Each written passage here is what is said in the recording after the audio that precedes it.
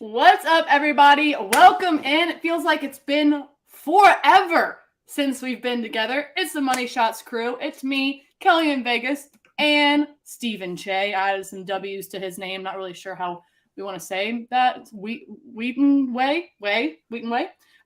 So yeah, because he's just been eating fucking W's right now. Do you know how to pronounce a W, Megan? No. Sweet. You just said so, Stephen Che, but with W's. Wheaton Wheah. I don't know. You did in the caption, I see. Yeah, in the caption. I had to give you your dubs.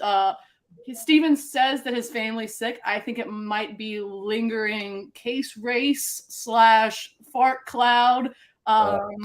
Maybe a little bit of both. Maybe he brought it home to the family. Who knows? But I'm glad that he's here, nose full or not, to give us the W's. So, again, we haven't been here for a while. We got the postseason NBA going on. We all know that I am not the best NBA bettor out there, but we have 2 games tonight, and I actually put my money on one before we even got on the show. No one even told me to do it.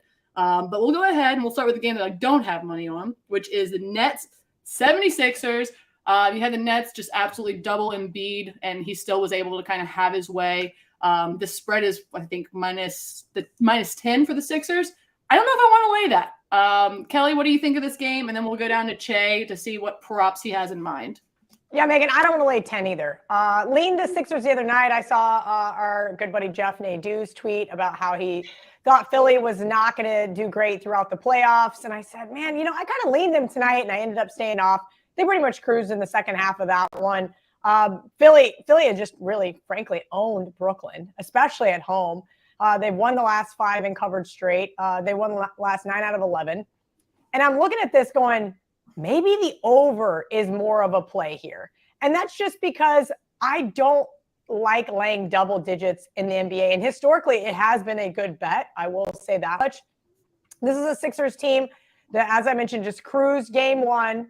We saw a big game from Embiid, per usual. James Harden came in with a bunch of assists. Tobias Harris like he was healthy and wanted to fucking play. That's the difference between the NBA playoffs versus the regular season. And everybody wants to know why during the regular season, I pretty much want nothing to do with these guys, because there has been so many roller coaster rides, whether it's resting players, whether they're lying about who's playing, whether we're hearing true injuries. I mean, it's kind of a different animal. And so I do think Philly does continue their dominance over Brooklyn tonight. But again, that 10 points is a lot. So I ended up thinking, you know what? Maybe it's just better to stay off of it. But I will give out a slight lean towards the over here, because I do expect a better offensive performance from the Nets tonight. I think they probably do keep it much closer than we saw in game 1. No team wants to go down 0-2 on the road. Those are some of the NBA type trends we're looking for. Also, a buddy of mine tweeted out about Scott Foster. So keep that in mind throughout the playoffs. He does favor the home teams. So if you see Scott Foster calling a game, keep an eye on that one. Cooking. He also likes the overs, which is kind of always interesting. All right, Jay, what do you make of this game? I want to get in that brain. I want to trust the data with you. I want to know what we're taking here, what you're looking at. I think 10 points is a lot, especially for a playoff game. I think the Sixers are sizably better, but they were 21 of 43 from downtown in the first game. That's going to be tough to replicate, both in volume of attempts and also makes. So I don't think we'll see as big of a blowout as we did on Saturday. It was a somewhat, respectable competitive game for the first 3 quarters. So I don't really love the total's kind of low. It's like, what is it, 214? I could see this being like a more closely competitive game, but I could also see it leaking in the over. We're going to stay away from that. The only real play I like for this game is Spencer Dinwiddie over 8.5 assists. He had 6 assists in the first half of game 1. He's also hit this in 12 of his last 16 games, averaging 10.8 assists. So that's a play that I like. It's at plus money, I believe. Right. Other than that, Sixers money line, but that's way too juiced. I do think the Sixers prevail. It's tough to see what type of a game Embiid will have, because if Brooklyn continues to double him on every possession, he's going to be under City everywhere. And that's where I'm rebounds. But do you think Brooklyn's going to keep doing that? Can they? Do you think that defensively they can? Let Embiid eat and worry about everyone else and let Embiid tire himself out. I don't know if they're going to do that, but like if I'm Jacques Vaughn, who I do think is a pretty good coach, I do think he's going to make adjustments. So we'll see what happens. 10 is a lot. I think Embiid's going to explode for a game or two this series if they do that. But it's kind of hard to predict they do. So I'm going to stay on the Nets side. I'm going to go Spencer Dinwiddie over assists. But one thing I would point out, and they made this known on the broadcast on Saturday, is Mikal Bridges is from Malvern, Pennsylvania. He's from like 40 minutes away from Philly. He does play sizably better in Philadelphia compared to versus the Sixers at home, whether it be in Brooklyn or Phoenix. So that's something to watch for. But I'm going to go with Spencer Dinwiddie over 8.5 assists.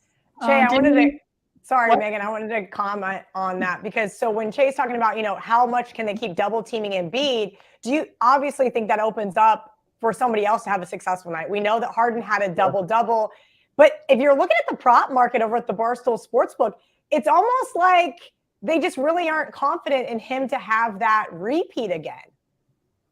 Yeah, I mean, I think we're going to know almost immediately. So, and what's actually cool is that throughout the game for a lot of the star players, you can bet on their over-unders on the sportsbook, because we haven't had it available in the regular season. But if they're going to double Embiid, it's going to be hard for him to get over 30. Like if he's doing that because he's going to make the right basketball play. If there's a guy who's wide open, even if it's PJ Tucker in the corner for 3, he's going to make that pass most of the time. So I think if they send the double early and often, it's going to be hard for him to get, the 33.5 he's typically projected at. But if they don't double him, he's gonna have like a 50-point game this series. But it's very hard to know what Jacques Vaughn's going to do ahead of game 2. All right, speaking of another game 2, not the Nets Sixers, but Warriors Kings. Kings are now +2. I snagged the Warriors minus the 1.5, which again, Kelly, I would love to know the handle on this game because we were on Pick Central earlier. All of us were essentially convinced that this was the Warriors game. The Kings had to win game 1. They haven't made it to a postseason in nearly 20 years, 18, but it's, a little bit of difference there. But I think this is a game that this seasoned Warriors team, Steve Kerr knows, is a game they can steal from the Kings, get one on the road. Obviously, during the regular season, they haven't been great on the road. But this team knew that they would be here in the postseason. That's what they do. They adjust and they get ready, and then they fucking go on these runs. Will that happen tonight? I'm not sure. But I do like the Warriors minus the 1.5. As I said, it's now minus the 2 at the Barstool Sportsbook. Kelly, I know that you had a lean towards the Kings, so I would love to hear your take here. Because as I said, you're the NBA sharp. I'm not, but I have won both of my 2 playoff games so far. Does that count? Is that I'm undefeated in the playoffs? Am I allowed to say that? Is that one of those type wins? That being said, listen, I know exactly why everybody likes the Warriors. You never want to go down 0-2 on the road and then have to go back home, especially in a series where you're the better team, right? We know Golden State's the better team. They have the experience. They've been here before. But the Kings and De'Aaron Fox have been playing great ball all season. I had a bunch of people tweeting me the other night going, oh, this team sucks, blah, blah, blah, blah. And I'm like, dude, just watch the NBA in the fourth quarter. Like the Nuggets last night was so easy. I got to go to bed at halftime, which was wonderful. But for the most part, we've seen teams down double digits in the middle of the second quarter, third quarter, and they still come back and win these games. So I think that that's kind of one of the interesting dichotomies of the NBA that we really don't see as much in other professional sports. Sure, we saw the Jaguars do it against the Chargers in the NFL playoffs, but outside of that, it just doesn't happen all that often. I think that Golden State being favored here opened up one at the Barstool Sportsbook last night. It was like minus 120, maybe even minus 115 on the money line. I was going to wait. If this gets much higher, I'm going to be looking towards the Kings. Jordan Poole still questionable, so he rolled his ankle on Saturday, so there's a question mark for me in regards to betting this game. That's why I haven't tweeted anything out. Listen, Sacramento was on a tear there for a better part of the season, and then right before the playoffs, they just kind of started to slump. I think this is where they turn it up a notch. They know they need to get a win tonight at home before going back to Golden State. This is going to be a really tough, hard, knockout type game, but I think the whole world is going to be on the Warriors. Unfortunately, I haven't seen any splits, Megan. I can look them up for you, though. Well, I was just about to ask you, in your professional opinion, do you think that this line is accurate? What did you make this line? I know you like the games. I made it Kings -1, which is what I made it the other night.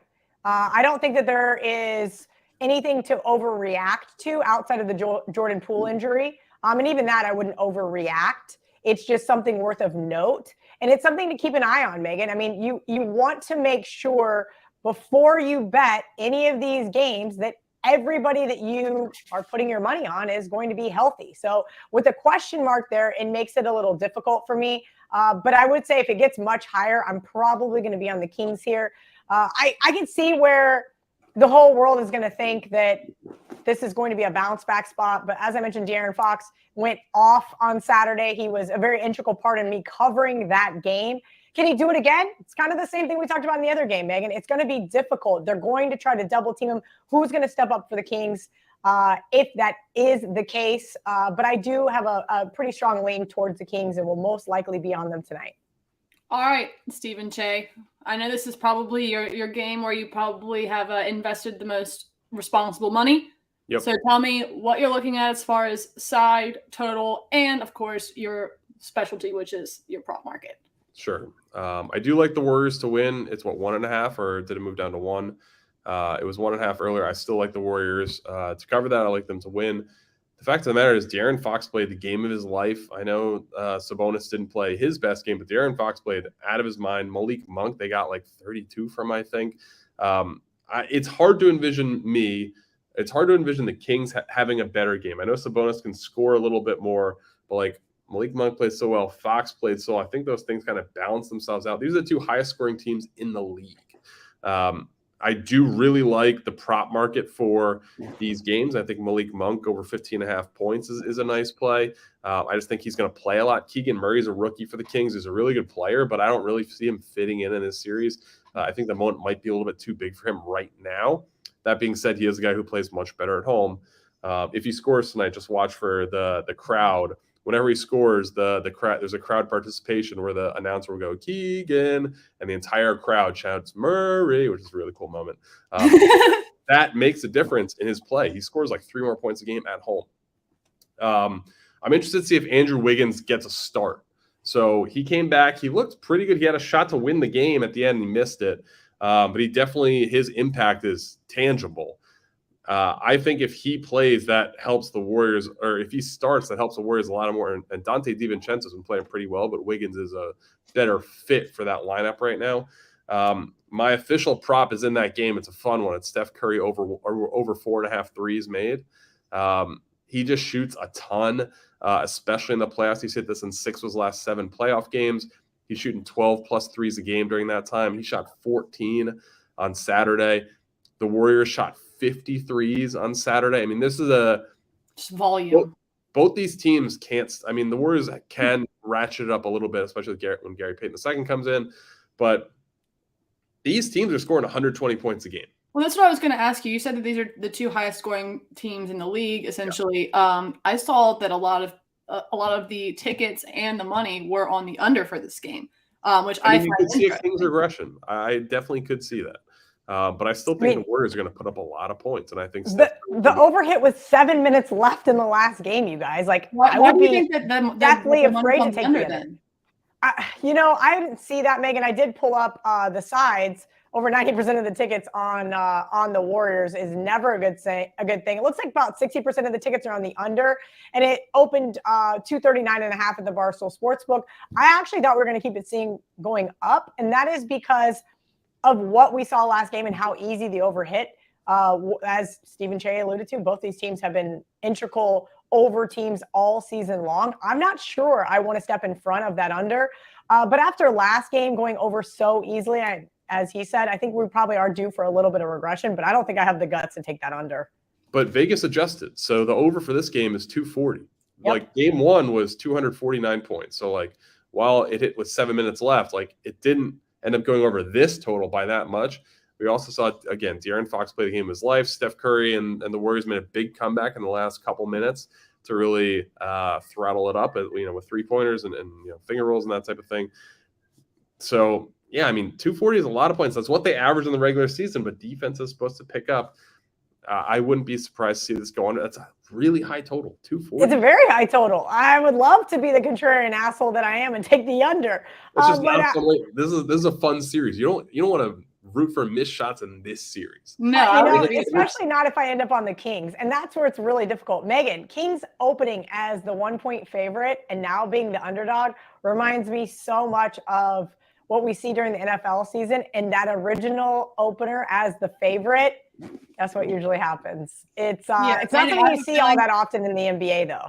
I have a feeling that it won't. My Warriors -1.5 might not age well, but I'm willing to, as far as my responsible money, I'd rather back the Warriors, the team that's been there before, the team that has essentially played their entire season. So are they part of Making Money Mondays? They are not. We do baseball. It's baseball season for Making Money Mondays. And for that, I will tell you, we took the Rangers. DeGrom's pitching. The Rangers offense has been fucking lights out. You have the Cardinals money line. Flattery, going to get the W. And then I have Kyle Tucker to get a hit. He rakes Gosman. So he went 0-4 yesterday playing, I believe it was the Rangers. So he's due. He's due. And Kyle Tucker is fantastic. Very consistent player. So he should definitely get just that one hit. It's boosted from 250 to 285 over at the Barstool Sportsbook. And the bet with me, that's me. I'm also on the Marlins first 5. Essentially, Luzardo, just fantastic. This Marlins team has been fantastic. San Francisco's bats haven't been great. They've only won 1 series so far this season, which I know is very early in the season. But since their series loss against the Tigers, they've gone 6-8. I don't trust this Giants team. Was on the Phillies, but that's obviously been delayed. And then I'm on the Astros as dogs tonight. Love the Astros as dogs. You never catch the Astros as dogs, which I will assume if I go back and look, they'll probably not be dogs anymore. But that's neither here nor there. And as I said, my Making Money Mondays is Kyle Tucker to get a hit, Cardinals money line, Rangers money line. You should bet that. Anything else that you guys want to put out? Did you wear that hat just for the Mean Girls, or I'm kind of confused? I liked it with my shirt, and then I watched the clip, and I was like, what's wrong with a little bush and booty? I like them both, so. I refrained. I stayed out of that one this morning because, it was just too early to talk about men's grooming habits. You're talking about balls? You don't want to talk about balls at 9:45 in the morning? What's wrong with you? That's when the balls get addressed, is early in the morning. Early in the morning. See? You gotta listen, the Mean Girls and I are 50-50. Half the time I'm like, hell yeah. And the other time I'm like, you guys are out of your mind. They nailed that one. They were absolutely correct. So wait, I haven't seen it. What is the take? The take is that Jordan. If you want your significant other or any random woman to go down on you, you should manscape. But they're talking about completely hairless balls here. We're talking about like a child. Okay.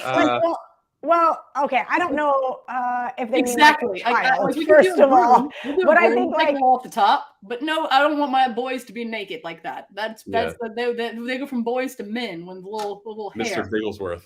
Yeah. Oh, okay. Mr. Bigglesworth. All right, let's end on the balls because I've got some first basket tips for you. There we go. I was about to say balls. Good. That's the balls I wanted to end on. B-balls. Let's go, Che. The Warriors have won the tip the last 5 games against the Kings, and their best first basket guy is Klay Thompson. He's plus 425. The odds are okay. If it gets below plus 400, I probably wouldn't do it. Would you take it at plus 420? I would. Too.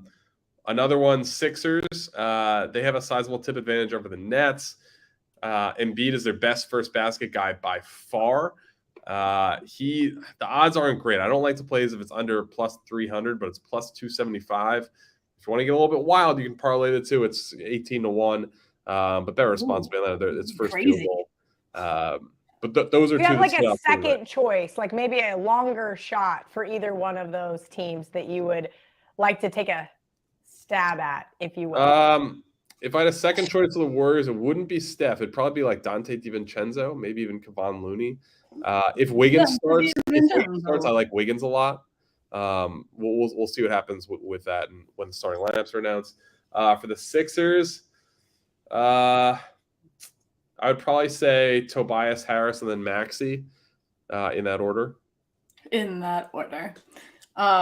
Are you going to be putting these first baskets out on Trusted Data? Maybe I'll put the parlay out. Yeah, I'll probably put the parlay out. Okay. But, Okay. we also have a brain freeze coming tonight. Ellie's on vacation. We got a boosted brain freeze, so that's gonna be Steph Curry over 4.5 threes, and then Elio's pick. Here to announce it, but it's Edmonton Oilers money line. So NHL playoffs start tonight. That'll be boosted. I was told it'll be up around 5.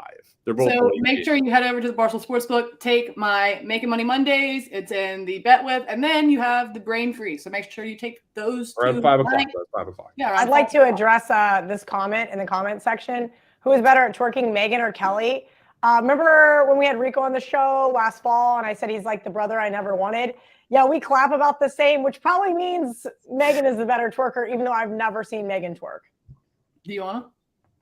Not today. Not today. Oh, not today, boo! Not today. I was just ready today. for you to drop it right here. I was like, Yeah, okay. I was just about to get up and turn around. No, I'm just kidding. I'm in a swivel chair. Never stand on a swivel chair. Learn that lesson. All right, guys. That was Money Shots. This was Monday. We have 2 NBA games tonight. Go ahead. Kelly's lean on this to the Kings. Che has a lot of first baskets that he's talked about. You got to go back, subscribe, Barstool Sportsbook YouTube page so that you can get all of this information. So sorry if you missed it. But I'm not going to make Che repeat his winners. So there's that. You got to just go watch the fucking show. So, yeah, there's Che's winners. Kelly's leading to the Kings. You know me, baby, I'm the public. I'm on the Warriors, -1.5. So let's go Steph. Let's go Steve Kerr. Let's go Warriors. Let's get back to Golden State. Let's get back to Cali. I mean, they're in Cali. Sacramento's in Cali. Well, yeah, that's true. Get back to the nicer part. Drive across the bridge. Yeah, I'm not good at geography. No, I'm not good at geography. Sacramento's the capital of California, actually. That's just you would know that, fucking nerd. Of course, Sacramento was the capital of California. Oh, Megan. Anyway, love you guys. We'll be back Wednesday to talk more NBA. Really quickly before we even talk about that, there are 2 games on Tuesday. We don't have a show on Tuesday. Fun fact for you guys: Trae Young. Let me just pull this back up. In this last 7 postseason games, he's 8 for 49 from 3. Ooh. Jay's face just looked at me like, that's pretty terrible. What is that? And yeah, that was my stat that I pulled out today. I was like, this was the worst 3-point shooter in NBA history, playoff history. So I've hit on that. It's a scary bet. It's a very scary bet. Trae Young under 3s, but the hit rate is good. But you never know. All right, guys, we'll be back Wednesday. We love you guys. Go like and subscribe to the Barstool Sportsbook YouTube page. Go bet my Making Money Mondays. Bet Che's Brain Freeze when it comes out at 5. So be looking for it at 5, not any earlier. We love you guys, and we'll be back Wednesday. Got to end the broadcast. Always forget that one.